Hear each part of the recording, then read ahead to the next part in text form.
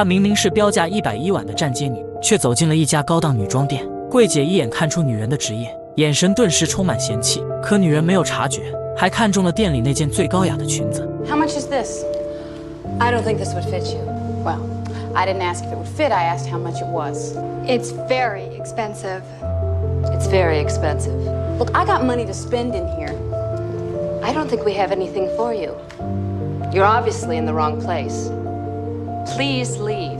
女人被奚落得下不来台，只好尴尬地转身走人。可仅仅过了一天，女人竟再次回到这家店，只是这次她穿着华贵，气质出众，和昨天判若两人。她故意找到那个瞧不起她的柜姐，问她还记得自己吗？ You work on commission, right? Yes. Big mistake. Big. Huge. I have to go shopping now. 柜姐果然傻眼了。而女人之所以一夜之间逆天改命，只因她遇到了一个癖好特别的金主。也正是这次相遇，彻底改变了她的一生。几天前，薇薇安还在街头上班，她和闺蜜最近生意惨淡，房租已经欠了很久。两人正发愁时，却突然注意到有辆豪华跑车沿街开来。为了提高胜率，闺蜜让盘量调顺的薇薇安去揽客。她扭动着妖娆的身姿朝豪车走去。Hey, Sugar, you looking for a date? 可让她失望的是，男人不是来消费的，他只想找个人问路。薇薇安并没放弃，她说：“给我10块钱，我就告诉你怎么走。”男人被她这番趁火打劫气到，却又无可奈何，只能掏出20美元。可薇薇安根本没钱可找，她厚脸皮地坐上车，说要给人亲自带路。男人问薇薇安叫什么， What do you want it to be? 这显然是薇薇安应付客人的套路。可男人并不喜欢，他只好说出真名。车上，薇薇安惊讶地发现，男人车技很烂，总是挂错档。她心直口快，吐槽男人简直浪费了豪车。可她没想到，男人竟直接把车停下，换她来当司机。第一次开上豪车，薇薇安兴奋极了。她对汽车很有研究，聊起车来小嘴巴巴的，一刻也不停。可奇怪的是，男人不嫌她烦，反倒觉得她非常有趣，便主动打听起薇薇安的报价。结果薇薇安竟开出1小时100美元的高价。$100 an hour. Pretty stiff. No, but it's got potential. 很快，两人到了酒店，爱德华主动说了再见。薇薇安很识相，知道这单算是泡汤了。可不知为何，爱德华迟迟没走。他看到薇薇安独自坐在公交站，连个出租都舍不得打，心里顿时有几分同情。于是他走上前，说愿意接受薇薇安之前的开价。薇薇安这才松了口气，今晚总算能挣上钱了。可进去前，爱德华让他披上自己的大衣，以免太过暴露，引人非议。然而刚踏进酒店，薇薇安就瞬间暴露了本性。在富丽堂皇、满是上流人士的大厅里，浓妆艳抹又举止轻浮的薇薇安格外扎眼。上电梯时，一旁的贵妇更是露出鄙夷的眼神。Honey, you know what's happened? I've got a runner in my pantyhose. I'm not wearing pantyhose. Well, color me happy. There's a sofa in here too. First time in an elevator. 进房后，薇薇安大摇大摆参观了房间，接着又岔开腿坐下。她这看似老道却透着一股青涩的模样，让爱德华忍不住嘴角上扬。见爱德华迟迟没有行动，薇薇安面露尴尬，提醒他能不能先把钱结了。爱德华这才反应过来，赶紧拿钱给他。钱到手后，薇薇安急着进入正题，她掏出几个橡胶气球，让爱德华选一个喜欢的颜色。爱德华一时招架不住，可薇薇安却直接上手，他赶紧喊停，说自己其实只想聊聊天。薇薇安愣住了，这种癖好的客人他还是第一次见，但他很快调整状态，主动坐到爱德华身边，手也摸上了他的大腿。可这时门铃不合时宜的响了，薇薇安瞬间紧张起来。好在门外只是送香槟的，两人的距离近到能感受彼此的呼吸，而爱德华炙热的眼神让薇薇安心跳加速，眼神也不自觉有了几分躲闪。之后薇薇安察觉到服务生放完东西却迟迟不走，还始终盯着自己，她很不爽，以为对方看不起她，可原来对方只是在等待小费。她顿时羞愧不已，卑微如她哪里知道上层社会的规矩。可爱德华很有涵养，并没有嘲笑她。薇薇安不禁好奇，像他这样的男人应该不缺女朋友，可爱德华说他离过婚，最近又刚分手，正好处于空窗期。但随后薇薇安注意到，明明爱德华才是金主，却又是倒酒又是端草莓，他有点过意不去，提醒他再不开始钱就白花了。看他总是如此急切，爱德华受不了了。 How much for the entire night? We couldn't afford it. Try. $300. Done. 可这一单并没薇薇安想的顺利。几分钟后，爱德华无意闯进洗手间，薇薇安很是慌张，想赶紧藏起手里的东西，可他的举动全部被爱德华看光。他怀疑薇薇安是在偷偷吸毒，他一改之前的儒雅，让薇薇安赶紧走人。可下一秒，他才发现原来那只是一盒牙线。薇薇安解释他刚才吃草莓塞牙了，只是想偷偷剔个牙。爱德华为自己的鲁莽道歉，却又被他的可爱吸引。 You're watching. I'm going. 然而这晚之后的时间，爱德华把薇薇安抛在一边，一心只顾着工作。薇薇安并不在乎，她自得其乐地看着电视，时不时还放声大笑。她随性洒脱的模样勾动了爱德华的心，他起身坐在薇薇安面前，目不转睛看着她，而薇薇安也读懂了他的眼神，于是主动在他身前蹲下，敬业精神十足地为他服务。但在开始前，他不忘声明自己的原则。 But I don't kiss on the mouth. Neither do I. 很久之后，两人完成了第一次交易。爱德华刚洗完澡，就发现薇薇安早已沉沉睡去。此时摘掉假发、卸掉浓妆的她，看起来竟然格外清纯。第二天，薇薇安睡到中午才起，她注意到爱德华很忙，便自觉地准备离开。可爱德华却叫住她，让她过来吃早餐。因为不了解薇薇安的口味，他把菜单上的早餐全点了一遍。短暂的相处让薇薇安对爱德华充满了好奇。他问他到底是做什么工作的。爱德华解释道，自己靠购买公司赚钱。这周他准备购买一家市值10亿美元的公司。薇薇安惊呆了，觉得爱德华一定非常聪明才这么有能力。他说自己上到高2就辍学了，而爱德华却和他截然相反，他从小到大都是别人家的孩子。薇薇安有点羡慕又遗憾地说，那你的爸妈一定很为你骄傲吧？可爱德华只是笑笑，却什么也没说。尽管薇薇安没什么文化，可爱德华发现他悟性很高。薇薇安问他是怎样靠买公司赚钱的，他解释自己会把公司拆开售卖，这样比出售整个公司更赚钱。薇薇安立刻明白了，也就是和偷车再拆成零件卖出去一样。说话间，他注意到爱德华不会打领带，便主动帮忙，最后还贴心地帮他穿好外套。出门前，爱德华接到了律师的电话，对方提醒他今晚有个重要的晚餐，你最好带一个女伴。这时爱德华听到浴室传来一阵刺耳的歌声，走过去一看，薇薇安泡在浴缸里一脸陶醉。律师在电话里说会给他介绍几个好姑娘，可看着单纯可爱的薇薇安，爱德华心里有了主意。Besides, I already have one. 他挂断电话，一脸打趣地看着薇薇安。几秒后，薇薇安才发现他尴尬得要死，竟然被人看见了自己发癫。可接着爱德华告诉他，想雇他在这里待一整个星期，条件很简单，随叫随到，足够听话。薇薇安强装镇定，说那可得花一大笔钱。爱德华笑了，那你开个价吧。 4,000. 6 nights at 300 is 1,800. You want days too? 2,000. 3,000. Done. Holy shit! 就这样，薇薇安成了爱德华的一周女友。之后，爱德华又额外给了薇薇安一沓钞票，让她去买点高雅的衣服，准备晚上吃饭时穿。薇薇安沉浸在突如其来的喜悦中，爱德华的出现简直像是一种救赎。Baby, I'm gonna treat you so nice. You're never gonna want to let me go. 3,000 for 6 days. And Vivian, I will let you go. 之后，薇薇安穿着昨晚的衣服去逛街。她本以为购物是个开心事，却没想到在上层街区，每个人都用异样的眼光打量她，柜姐更是拒不接待。薇薇安那颗早已麻木的心也不可避免难过起来。她满心沮丧地回到酒店，却又被大堂经理拦住，然后强行把她带到了办公室。经理明知薇薇安的职业，可看在爱德华的面子上，只能睁一只眼闭一只眼。 Then you must be his. Niece? Of course.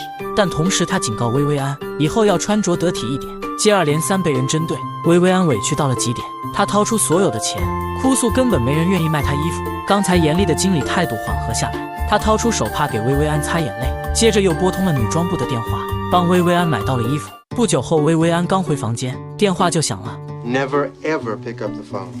Why are you calling me? 爱德华要求他晚上在大厅等他，然后去一个高档的餐厅见重要的客人。说完便挂断了电话。可几秒后，电话再次响起。 Hello? I told you not to pick up the phone.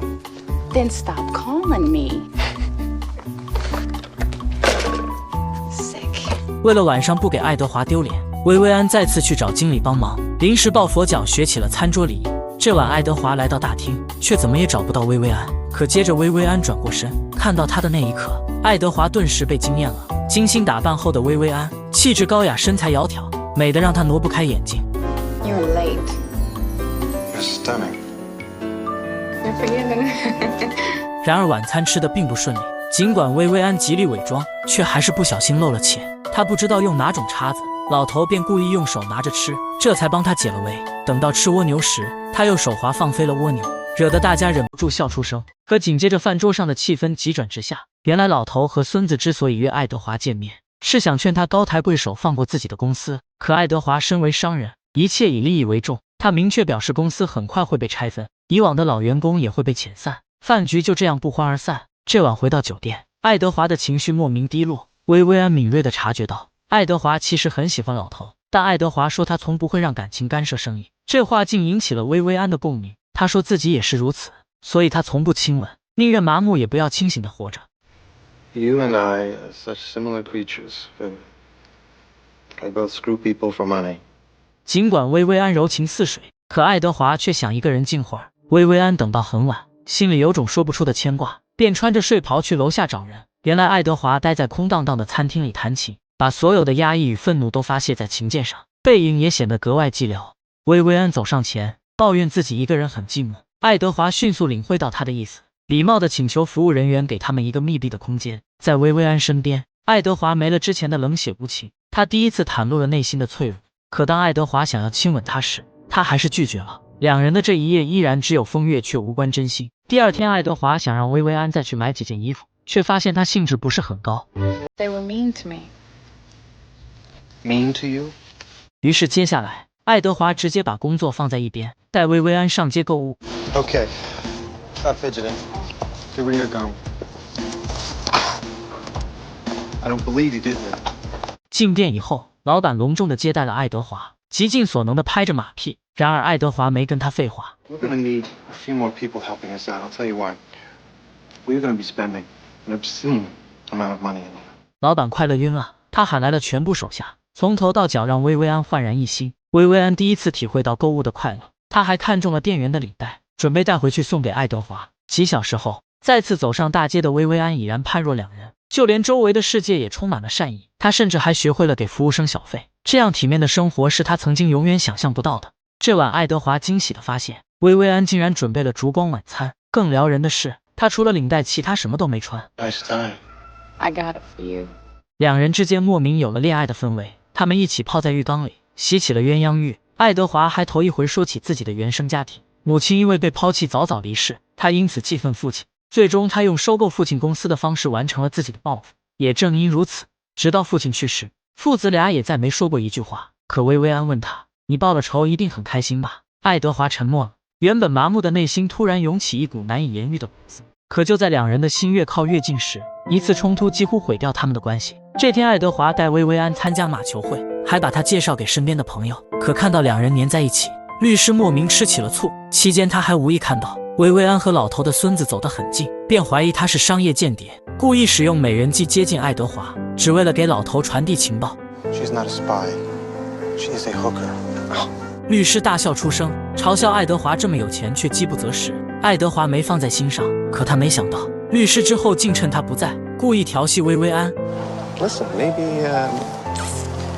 you and I could get together sometime after Edward leaves. 这一刻，薇安感觉自己的尊严被狠狠摔碎了。和爱德华在一起的这几天，他曾短暂忘记了自己的身份，可现在他清醒了，自己依旧是那个下贱的站街女。回去后，两人第一次爆发了激烈的冲突。尽管爱德华解释了他是被逼无奈，可薇安还是受到了伤害。爱德华也没了耐心。I hate to point out the obvious, but you are in fact a hooker, and you are my employee. You don't own me, I decide, okay? I say who, I say when, I say who. I refuse to spend the next 3 days fighting with you. I said I was sorry, I meant it. That's the end of it. I'm sorry I ever met you. 片刻后，薇安收拾好东西，让爱德华给他结钱走人。爱德华强忍怒气，掏出几张票子，一把甩在了沙发上。等他出门后，爱德华回头一看，才发现他竟然一张也没拿。他这才意识到，薇安想要的只是尊重。于是他追出门，诚恳地向他道歉，还说看见他和其他男人说话，心里很不是滋味。薇安感受到了爱德华的在乎，他心软了。You hurt me. Yes. Don't do it again. 和解过后，他们比以往任何时刻都要亲密。薇安甚至说起了自己入行的原因。她说当时交不上房租，便在闺蜜的劝说下接了第一个客人。整个过程她一直在哭，但后面她渐渐习惯了这种生活。There could be so much more. People put you down enough, you start to believe it. I think you are a very bright, very special woman. The bad stuff is easier to believe. 第二天，爱德华安排了一个神秘的约会。薇薇安换上一袭红裙，艳光四射，可爱德华却说少了点什么，接着拿出了一条价值25万美元的项链。下楼前，薇薇安对即将到来的约会很期待。If I forget to tell you later, I had a really good time tonight. 两人一起走出酒店，每个人都被薇薇安的美貌深深吸引，酒店经理更是被她的变化惊到，露出了老父亲般慈祥的微笑。尽管薇薇安已经见识了爱德华的超能力，可看到私人飞机的那一刻，她还是惊呆了。原来爱德华口中的约会，竟然是带她到意大利看歌剧。开场前，她担心自己听不懂歌剧，可随着剧情的起伏，陌生的语言不再是隔阂，她被剧中人物的爱情深深感动，眼眶也不知不觉噙满了眼泪。而爱德华就在一旁默默注视着她。演出结束后，薇薇安仍沉浸其中，剧里那种纯粹的爱情也曾让她无比渴望。这晚回去后，薇薇安缠着爱德华下棋，可爱德华说明天还要上班，薇薇安却反问他为什么不能放一天假呢？于是第二天，爱德华便真的没有去上班，他们像每一对普通的情侣那样，在街边散步，在草坪上消遣。薇薇安还任性地拿走他的电话，让他真正放松下来。两人就这样依偎在一起，时光也仿佛变得格外温柔。爱情就是这么奇妙，曾经是两个世界的他们，现在就算是最无聊的话题也能聊一整夜。晚上回去后，爱德华累坏了，看着他熟睡的样子，薇薇安再也抑制不住内心的情感，她打破了自己的原则。她的温柔无疑是世上最难以抵御的武器，让爱德华的心彻底臣服。这晚两人相拥而眠。I love you. 薇薇安小声的呓语，让爱德华意识到他们再也不可能全身而退。很快到了两人相处的最后一天，薇薇安的神色满是忧伤，可爱德华坦言他还想再次见到薇薇安。可让薇薇安失望的是，爱德华只是打算给她租一间公寓，像对待一个美丽的宠物那样包养她。他果断拒绝了爱德华的提议。爱德华想不通，这总比你去站大街好吧。 It's just geography. 薇薇安突然说起，她小时候总幻想自己是会被骑士拯救的公主，可这些幻想中没有一个骑士会说来吧宝贝，我会用豪华公寓包养你。他想要的只是一段平等的恋爱关系。爱德华迟疑了，多年征战生意场的经历让他没法认真投入一段感情，可他并不知道，薇薇安短短几天的陪伴早已在无形中改变了他。这天下午，他本该和老头签订收购合同，可在最后关头，他突然叫停会议，要求和老头单独谈谈。原来他改变了主意，他不想再收购老头的公司，而是转为帮他度过危机。在他的内心深处，他一直很钦佩老头。老头很惊讶，眼前的爱德华不再是那个唯利是图的商人。 I find this hard to say without sounding condescending, but I'm proud of you. 几分钟后，律师得知了爱德华的决定，他无比愤怒却又无处发泄，便故意找去爱德华的酒店。果然在这见到了薇薇安，他觉得爱德华一定是受了薇薇安的影响才性情大变。他用最恶毒的话羞辱薇薇安，然后不顾他的反对对他上下其手。就在事态即将失控时，爱德华出现了，他毫不客气教训了律师，并彻底将他从公司开除。 Get out of here! Get out! 等律师走后，爱德华心疼地为薇薇安冰敷，可薇薇安却说自己要走了。爱德华问他为什么不愿意接受他的条件留下来。 You made me a really nice offer. And a few months ago, no problem, but now everything is different and you changed that and you can't change back. I want more. The question is how much more? I want the fairy tale. Impossible relationships. 说完，薇薇安起身离开，爱德华只能送她出门，可内心的不舍让他没法放手。 Stay. Stay the night with me. And not because I'm paying you, because you want to. 薇薇安强忍着心痛拒绝了，她无法再拿自己的真心做交易。临走前，薇薇安特地去找酒店经理告别，感谢他这段时间的善意。酒店经理向薇薇安表示了尊重，还贴心的让司机送她回家。这一夜没有薇薇安的陪伴，爱德华感觉空落落的，这是他几十年从未体会过的感受，整颗心像是被人紧紧牵住，喜怒哀乐再也由不得自己。这段时间的相处也彻底改变了薇薇安，她打算去找个正经工作，然后把高中念完，认真对待自己的人生。她给闺蜜留下几个月的租金，叮嘱她有机会一定要自救。闺蜜的眼神难得变得认真，或许自暴自弃不是人生的唯一途径。另一边，爱德华也准备离开酒店，他拜托酒店经理帮自己归还租来的项链。 It must be difficult to let go of something so beautiful. You know, Daryl also drove Miss Vivian home yesterday.